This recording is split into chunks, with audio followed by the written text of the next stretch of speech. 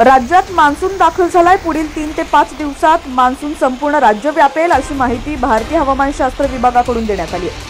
कोकण, पुणे व सातारा जिल्ह्यातील घाट परिसरात मुसळधार तर रायगड, रत्नागिरी, सिंधुदुर्ग या जिल्ह्यांमध्ये अतिमुसळधार पावसाचा इशारा देण्यात आलाय।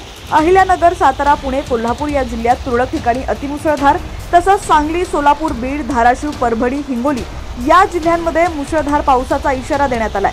विदर्भात पुढील 5 दिवसांसाठी येलो अलर्ट जारी करण्यात आलाय। राज्यात रविवारी देखील झालेल्या मान्सूननं अवघ्या 24 तासात मुंबईपर्यंत धडक मारलेली असून पुढील 3 ते 5 दिवसात संपूर्ण महाराष्ट्र व्यापण्याची शक्यता आहे अशी माहिती भारतीय हवामानशास्त्र विभागाचे वरिष्ठ शास्त्रज्ञ डॉक्टर SD सानप यांनी दिली आहे। केरळ आणि तळ कोकणात वेळेपूर्वीच दाखल झालेल्या मान्सूननं सोमवारी पुणे, मुंबई आणि सोलापूर या भागातही आपला प्रभाव दाखवलाय। मराठवाडा आणि लगतच्या परिसरात निर्माण झालेल्या कमी दाबाच्या क्षेत्रात फारसा बदल अपेक्षित नसल्यानं पुढील काही दिवस कोकण, गोवा, मराठवाडा आणि मध्य महाराष्ट्रात पावसाची शक्यता वर्तवण्यात आली आहे। विदर्भातही काही ठिकाणी पावसाचा अंदाज आहे। रत्नागिरी, सिंधुदुर्ग, कोल्हापूर जिल्ह्यासह सातारा घाटमाथ्यावर मुसळधार पावसाचा रेड अलर्ट देण्यात आलाय।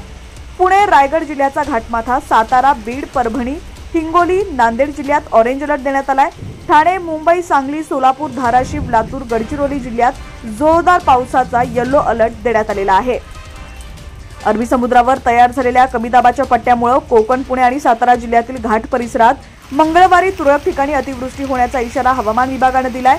रायगड, रत्नागिरी आणि सिंधुदुर्ग जिल्ह्यामध्ये पुढील 3 ते 4 दिवस अति जोरदार पावसाची शक्यता वर्तवण्यात आलेली असून या भागांसाठी येलो अलर्ट जारी करण्यात आलाय।